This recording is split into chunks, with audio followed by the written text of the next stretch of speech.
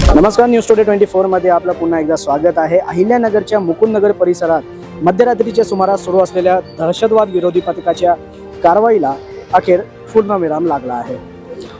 पहाटेच्या सुमारास सुरू असलेल्या दहशतवाद विरोधी पथकाने 7 ठिकाणी छापेमारी केल्याने मुकुंदनगर परिसरात खळबळ उडाली होती। मिळालेल्या माहितीनुसार दहशतवाद विरोधी पथकाच्या पुणे, मुंबई आणि ठाणे येथील काही दहशतवाद विरोधी पथकाचे काही अधिकारी व कर्मचारी हे मुकुंदनगर परिसरात पहाटेच्या सुमारास दाखल झाले होते। 7 ठिकाणी छापेमारी केल्याने मुकुंदनगर परिसरात दहशतीचे आणि भीतीचे वातावरण हे सुद्धा निर्माण झाले होते।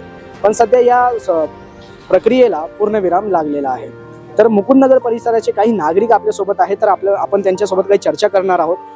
तर सर, मुकुंदनगर परिसरामध्ये मध्यरात्रीच्या सुमारास जे दहशतवाद विरोधी पथकाने कारवाई केली होती आणि त्या कारवाईनंतर सांगितलं जातं की प्रत्येक घराची अशी छाननी वगैरे करण्यात आली आहे।